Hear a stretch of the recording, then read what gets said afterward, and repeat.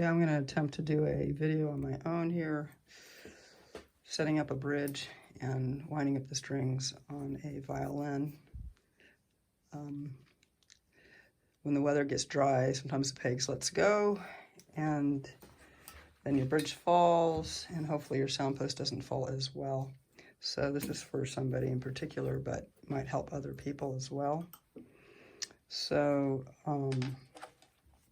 one of the things you can do when you're tightening up the strings, the bridges tend to start to tilt as you tighten, and the strings drag across the top of the bridge, and it'll start doing this.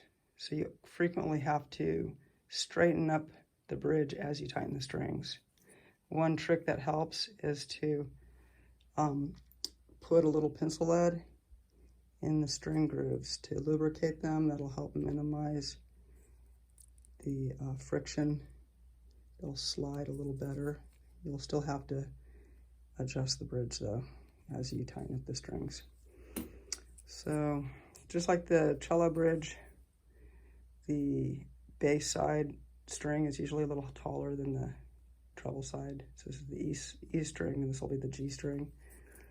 So it'll go on the fiddle. Same thing, centered between the F holes and aligned with these little notches. And you'll also double check by looking down the fingerboard at the bridge this way. And as you look straight down, you'll make sure that it's not off center from the fingerboard, okay? The other thing is, if your pegs were slipping, you need to reseat them, and you don't just push in hard because you could damage the peg box, but you can kind of work them back in just by doing this, just creating the right amount of friction so they hold while you're tightening the strings. Sometimes these pegs dry out. This is an old violin, so it's not an issue on this one as much because I've already made them round, but a lot of times the new violins, the pegs will dry, and when you turn it in the hole, you'll feel them get tight and loose. And that usually means that the round peg is not round anymore, and they probably need to be reshaped. But in this case, we have round pegs, and they're fitting in the holes, and we've worked them in. Firm pressure, but not pounding them or anything. And so we're ready to start twisting them.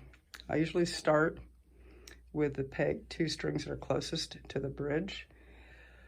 So I would start with my G, then go to my E, not super tight, but then I would stand up my bridge, and then I would do the next string, which is the D, and finally the A, and then slowly tighten them up, and I'll show you how to wind these strings so that they line up in line with these grooves in the nut.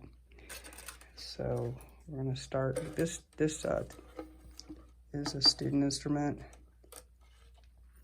and so it has one of these Whitner tail pieces with fine tuners on all of the strings, which helps beginning players tune easier. So I've put this string ball just inside. You have to make sure they don't go too far in. They go right there behind the fine tuner fork. Make sure these are out so that you can have some tuning ability with the fine tuners once you get it close to finish. Okay, I'm gonna just fumble away here a little bit because everything is so tiny compared to cellos. And there we go.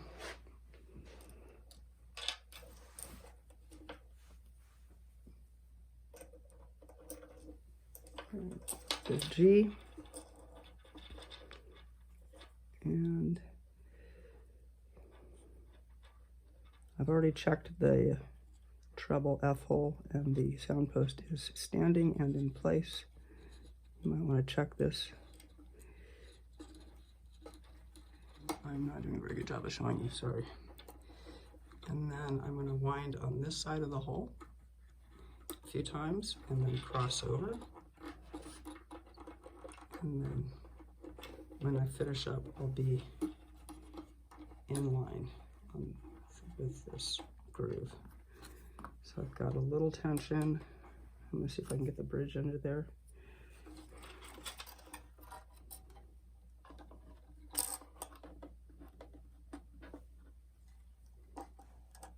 I'm gonna grab the E string.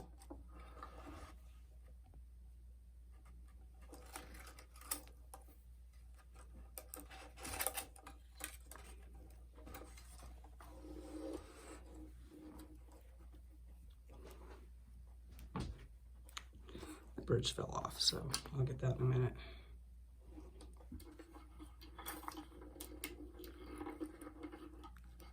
Okay, same thing. I'm going to go opposite of the groove, that groove that I want to wind up at, and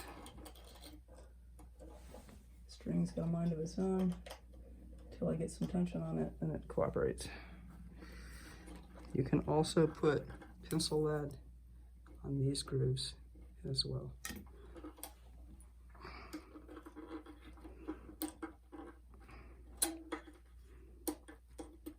Okay, so now I've got the G and the E. I'm gonna try to set the bridge up.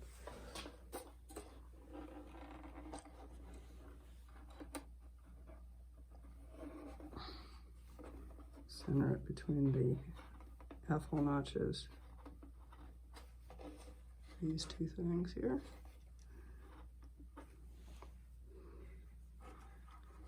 And then I'm going to snug up the E and the G a little bit. And I'm going to grab the D.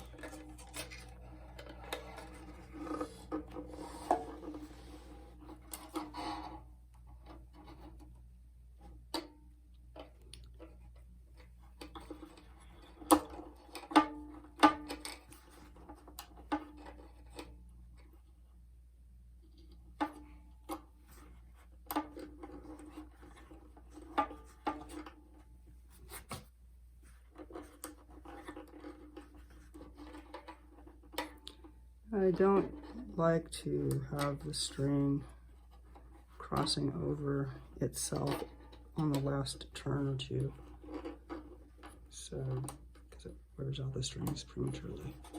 So you can see that I wound it on this side and went that way, and it's now pretty well in line. Finally, it's way up by the scroll. I try to straighten these strings out so they're not all bent, so I can get it into the hole in the peg without too much struggling.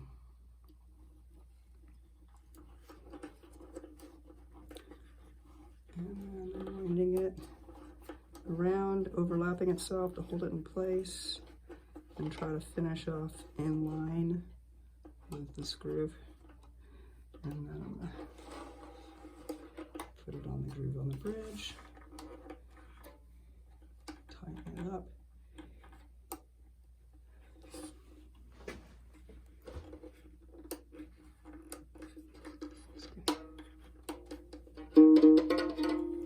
And then you want to come back and check and make sure the bridge isn't tilting. Some of them, now that I've lubricated everything and this bridge seems to be cooperating, a lot of times, especially on the new instruments, really slippery varnish, and if things are lubricated, or if the string grooves are too deep or too small, you'll want to come back every now and then while you're tuning with the pegs and just push it like a little bit away, lean it back forward so it's straight up and down, and then tighten a little more.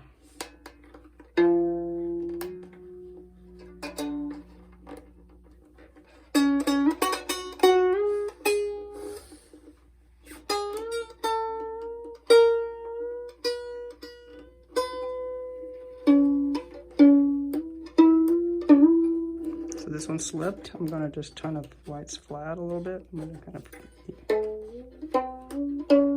reseat it so it holds while I'm turning. I am pushing in with a little bit of steady, firm pressure.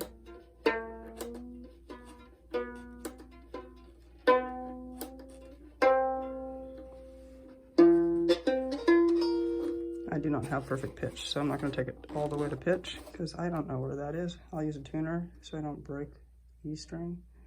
So you always want to continue to check and make sure this isn't, usually it starts leaning this way and you want to push it back as you go.